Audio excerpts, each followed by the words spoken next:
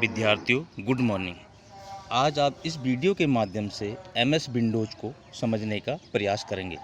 तो आइए आज की ऑनलाइन क्लास प्रारंभ करते हैं।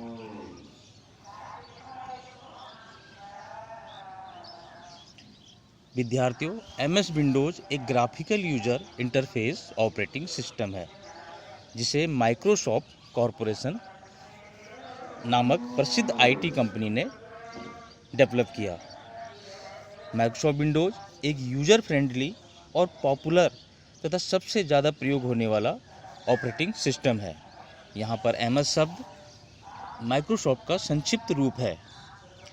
यह एक ऐसा ऑपरेटिंग सिस्टम है जिसे बड़ी आसानी से नया यूज़र भी कमांड कर सकता है और ये एक ऐसा इंटरफेस देता है जिसमें बहुत आसानी से आप कमांड स्क्रीन पर देखकर उस पर कार्य कर सकते हैं।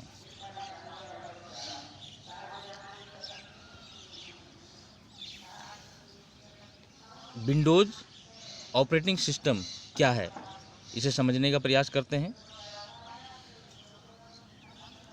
ऑपरेटिंग सिस्टम एक कंप्यूटर का सिस्टम होता है जो कि यूज़र और कंप्यूटर के बीच एक माध्यम का कार्य करता है। आप जानते हैं कि कंप्यूटर आपके द्वारा दिए गए निर्देशों को नहीं समझ सकता है, तो उसे समझाने के लिए कि यूज़र उससे क्या चाहता है, यह आप ऑपरेटिंग सिस्टम की सहायता से ही कर सकते हैं। अतः कंप्यूटर के लिए ऑपरेटिंग सिस्टम एक महत्वपूर्ण सॉफ्टवेयर है।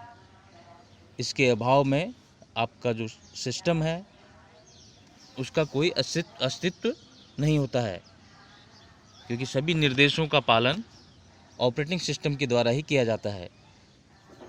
किस सिस्टम से किस यूनिट से क्या कार्य लेना है, ये सारे कार्यों का निर्धारण आपका ऑपरेटिंग सिस्टम ही लेता है।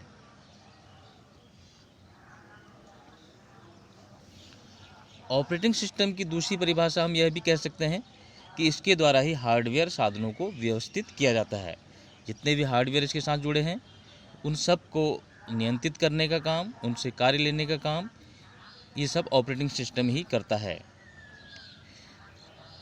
हर प्रोग्राम जो है उसके लिए कितनी मेमोरी की आवश्यकता है और उसको कितना टाइमिंग देना है, ये सारे काम आपका ऑपरेटिंग सिस्टम करता है।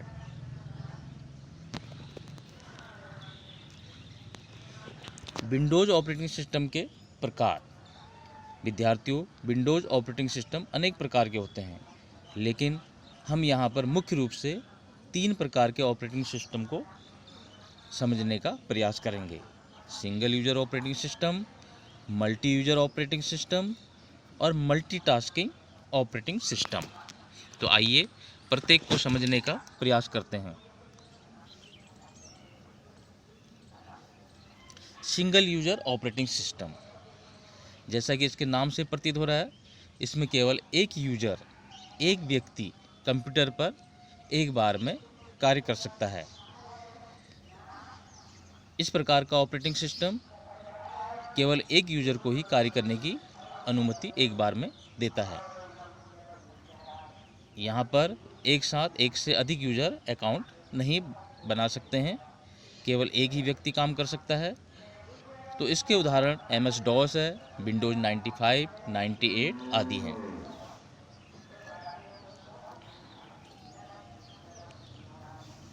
आप चित्र के माध्यम से देख रहे हैं, यूज़र 1 दिखा रखा है और सिस्टम का मतलब यहाँ पर कंप्यूटर है, तो उस पर एक व्यक्ति एक बार में काम कर सकता है। इससे आप स्क्रीन पर देख पा रहे हैं, एक व्यक्ति बैठा हुआ है, एक सिस्टम है और आपका ऑपरेटिंग सिस्टम उसको कार्य करने की अनुमति प्रदान कर रहा है। तो विद्यार्थियों, आपको समझ आया सिंगल यूजर ऑपरेटिंग सिस्टम। अब मल्टी यूजर ऑपरेटिंग सिस्टम की बात करते हैं।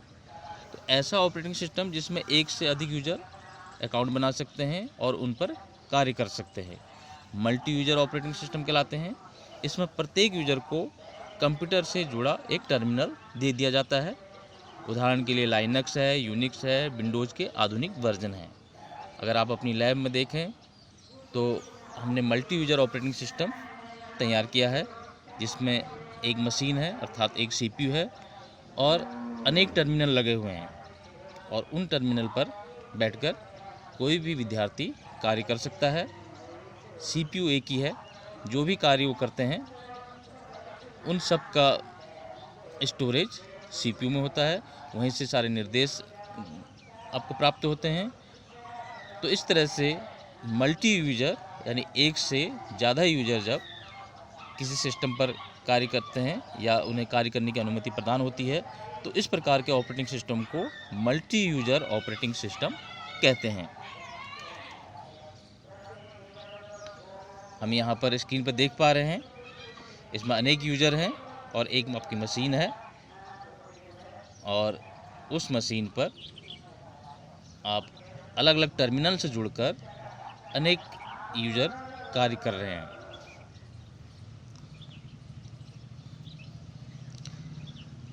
एक अन्य चित्र में हम देख पा रहे हैं, बहुत सारे यूजर एक मशीन से जुड़े हुए हैं और वो अपना कार्य कर रहे हैं। आपको एक मशीन दिखाई दे रही है और यूजर आपको 1 2 3 4 5 6 यूजर दिखाई दे रहे हैं, और इस पर आसानी से कार्य हो रहा है।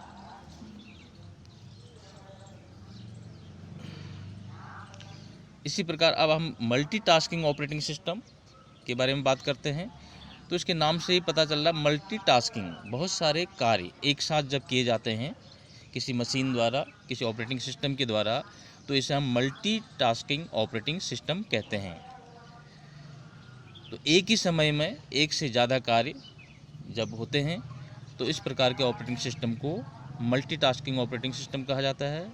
जैसे आप कंप्यूटर पर बैठकर गाने भी सुनते हैं, उस पर आप एक्सेल में काम कर रहे हैं, मान लिया आपने वर्ड की फाइल भी खोली है, आप MS पेंट भी खोल के रखा है, और इस तरह से आपने इंटरनेट भी चला रखा है। तो ये बहुत सारे कार्य अगर एक साथ हो रहे हैं, कोई ऑपरेटिंग सिस्टम इस तरह की सुविधा प्रदान आपको कर रहा है, तो मल्टीटास्किंग ऑपरेटिंग सिस्टम कहलाएगा। और इसमें प्रोसेसर की क्षमता बहुत अधिक होती है, उसकी प्रोसेसिंग करने की क्षमता, और आपको पता भी नहीं चलता कि वो इतने सारी प्रोसेसिंग आपको करके दे रहा है।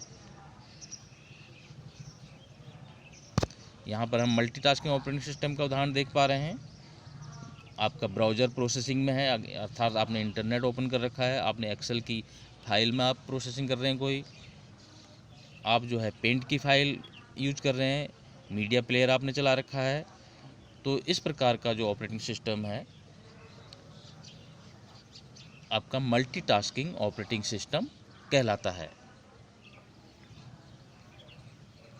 हम इसको एक इमेज के रूप में देख पा रहे हैं। अगर विद्यार्थियों आपके बहुत सारे हाथ हों तो आप उन हाथों द्वारा एक बार में बहुत सारे कार्यों को कर सकते हैं। तो इसी प्रकार से मल्टीटास्किंग ऑपरेटिंग सिस्टम एक बार में अनेक कार्यों को एक साथ करने की क्षमता रखता है।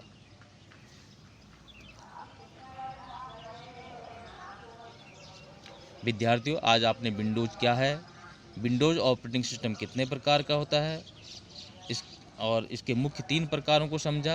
आशा करता हूँ कि आपको यह अच्छी तरह से समझ आया होगा। धन्यवाद। फिर किसी नए वीडियो के साथ आपके समक्ष प्रस्तुत होऊंगा। तब तक के लिए धन्यवाद।